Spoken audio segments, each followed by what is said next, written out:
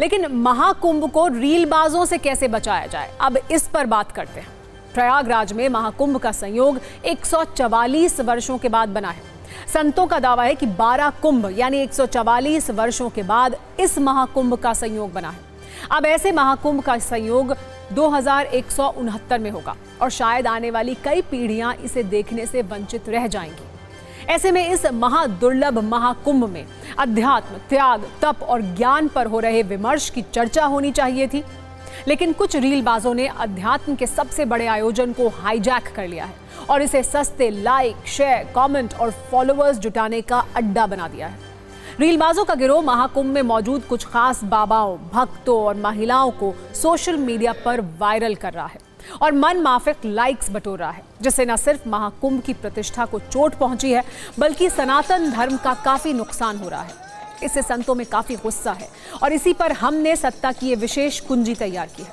सबसे पहले इन 4 चेहरों को देखिए जिसे रीलबाजों ने अपना शिकार बनाया है।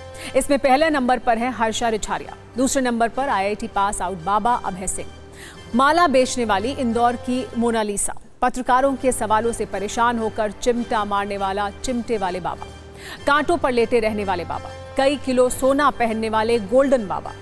एक बार इनके अतरंगी वीडियो देखिए, फिर आपको बताएंगे कि साधु संत इनकी रील और इन पर रील बनाने वाले रीलबाजों पर क्या कह रहे हैं।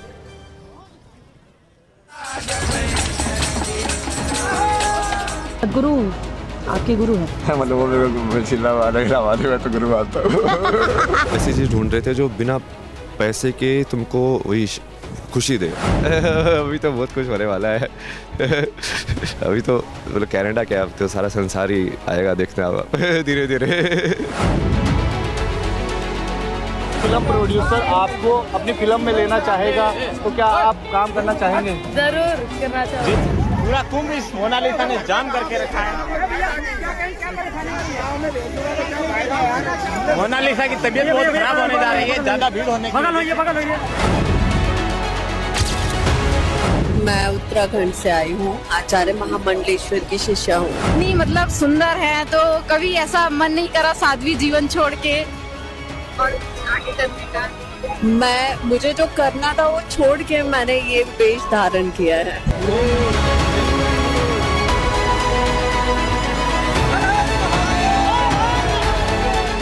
सिर के ऊपर एक कबूतर बैठा हुआ है और ये कबूतर हमेशा ही बैठा रहता है। हमेशा ही साथ में रहता है।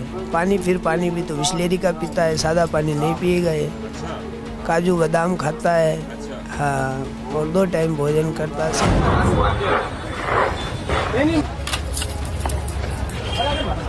मिलेंगे अगली वीडियो में से और वायरल हमको। महाराज जी, कौन सा आप लोग जो है भजन करते हैं भगवान का, क्या गीत कहते हैं सिखाएंगे? चलो। ये लोकल लोग को भगाओ यहाँ से। ये लोकल कहाँ से आ गए हैं? ये मारो टप से समझते ही नहीं। आप थोड़ा हटा के दिखा सकते हो? थोड़ा हटा के देखने वाला किसी का औकात नहीं जिसको हम खोल दे बांध दे। बार बार पेड़ मट्टी नहीं रखे हैं जो मट्टी कोड़ के हटा दें फिर उसको लगा दें।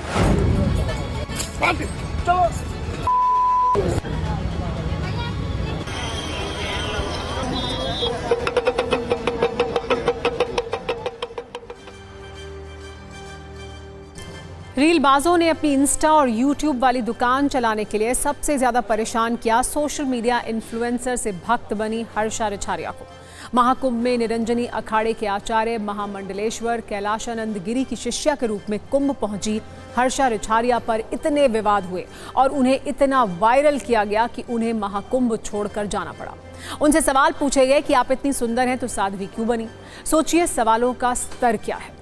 जबकि IIT मुंबई से एरोस्पेस इंजीनियरिंग की पढ़ाई करने वाले अभय सिंह इंटरव्यू एक्सपर्ट बन गए। रीलबाजों का रेला उनके पास पहुंचने लगा और वो इतना ज्ञान देने लगे मानो वो कोई आध्यात्मिक गुरु हो।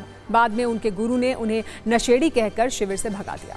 अभय सिंह के माता पिता पहले से ही उसे नशेड़ी कह रहे थे। इसके अलावा माला बेचने वाली इंदौर की मोनालिसा का माला बेचना मुश्किल हो गया। इन रीलबाजों से बचने के लिए इसे संतों के शिविर में छिपना पड़ रहा है। इस लड़की को उसके पिता अब इंदौर वापस भेजना चाहते हैं।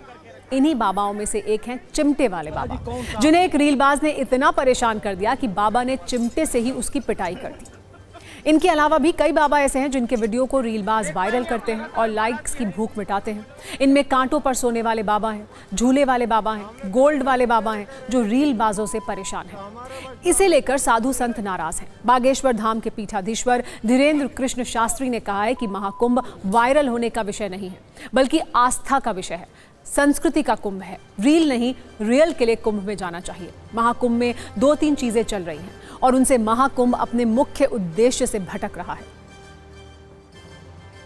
ये देख पाएंगे आप लगातार महाराज जी है। मानसिक रूप से कुछ विकृति मानसिकता वाले होते हैं जो फेमस होने के लिए ऐसी जगह ढूंढते हैं, जो माहौल को खराब कर रहे हैं, जो संस्कृति को विकृत बना रहे हैं। ऐसे लोगों को कुछ 2-4 लोगों को जेल में डाल देंगे तो निश्चित रूप से जो है ये रोक लग जाएगी। संस्कृति से खिलवाड़ ना हो, और जो लोग इस तरह का अपना प्रचार कर रहे हैं, जो पब्लिसिटी के लिए मेले में आना चाहते हैं, जिन्होंने संस्कृति सनातन संस्कृति को एक प्लेटफॉर्म बना रखा है, तो हमको अपने प्लेटफॉर्म का उपयोग इन लोगों को नहीं करने देना चाहिए।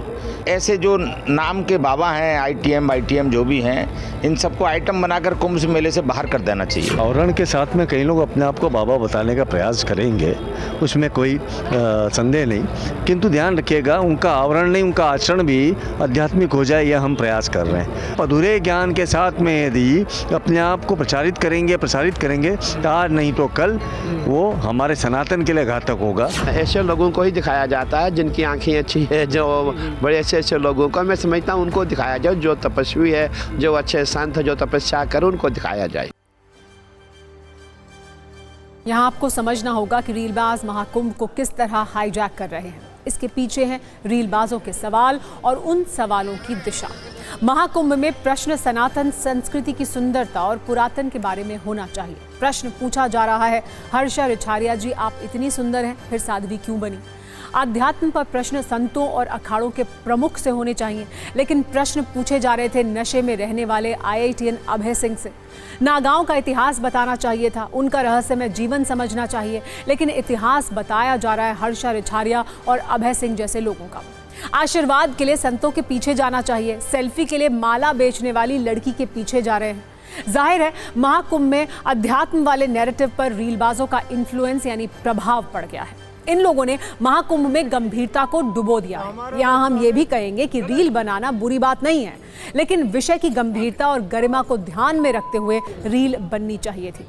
कुंभ पर नई और पुरानी पीढ़ी का ज्ञान बढ़ाने वाले शॉर्ट वीडियो बनते तो हमारा पारंपरिक ज्ञान और विचार वायरल होते। वैसे आपके मन में यह सवाल होगा कि भारत रील प्रधान देश क्यों बनता जा रहा है?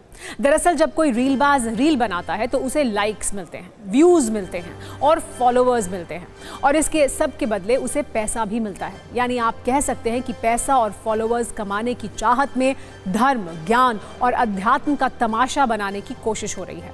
आसान रास्ता यही है।